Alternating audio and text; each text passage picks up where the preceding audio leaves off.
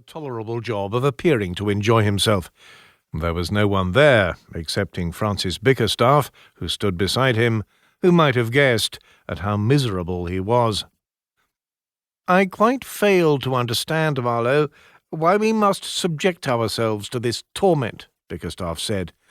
"I am certain that we are witnessing one of the circles of hell. I should think we will see enough of damnation in the next life that we might forego it now." Bickerstaff was the most plainly dressed man in the crowd. This is not to say that his clothing was poor, far from it. He wore a blue silk coat, adorned with only a bit of embroidery, and that blue as well, a simple white waistcoat and breeches, all of the finest silk, unadorned, a plain cut, subtle, and of the highest order. "Now, Bickerstaff," said Marlowe, "we could hardly decline an invitation to the governor's ball. One does not advance in Virginia society by staying at home and ignoring such affairs. Why you should be so obsessed with rising in Virginia society is yet another mystery to me.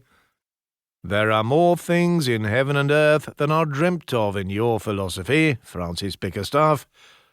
Marlowe turned to his friend and smiled. "Is that not what your William Shakespeare said?" Bickerstaff sniffed. "Something to that effect, though he is hardly my William Shakespeare." Marlowe was Bickerstaff's junior by about 10 years, or so he guessed, but that was only a guess. Bickerstaff would not reveal his age, and Marlowe did not know his own for certainty, but he imagined Bickerstaff was around 45. He had a thin frame and the perpetually dour countenance of the serious pedagogue, which indeed he had once been. He was a learned man, skilled in Latin and Greek, mathematics, natural science, and all of those subjects befitting a gentleman. Marlowe opened his mouth to reply, when his eye caught a parting in the crowd as the dancers drew apart with the precision of soldiers on a parade ground. He turned, and for an instant he could see clear to the far end of the room. And there he saw her, for the first time that night. Her hair was the colour of fresh straw, and made up in a great pile, held in place by a gold comb, which in turn was covered with jewels that glinted in the light from the chandeliers. Her skin was white and perfect and smooth from her forehead to the tops of her lovely round breasts, pushed up by her bodice. Her waist was tapered down perfectly to the point where her farthingale held silk skirts far out from her sides. She was beautiful, and though Marlowe had made no overtures in her direction, thinking it improper given her circumstance, and indeed had spoken to her but a few times, he was her slave. Her name was Elizabeth Tinling. She was 23 years of age and already a widow. Her late husband, Joseph, was one of the wealthiest planters in the Tidewater. He had died 2 years before of heart failure, or so it was generally presumed.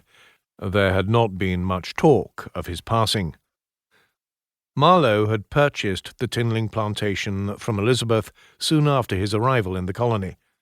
That afternoon, when they had closed the deal, and perhaps half a dozen other chance encounters, was all of the intercourse that he had had with her.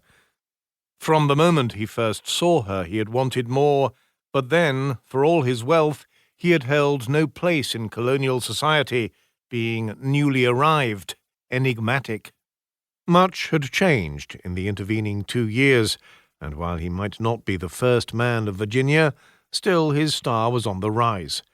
He had seen to that. He considered those things in the few seconds that he had Elizabeth in sight. Then, like the Red Sea closing on Pharaoh's legions, the crowd came together again, and she was lost to his view. The dance that was now under way was one of the Scotch reels, a dance well within Marlowe's limited ability to perform, and that bolstered his courage. "Bickerstaff, I do believe I shall ask Mrs. Tinling for the next dance." "Bravely said, Marlowe, but I think you will be frustrated in that endeavour. To keep listening to this audiobook, I've left you a link in the description so you can do it, at no cost thanks to Audible's 30-day free trial.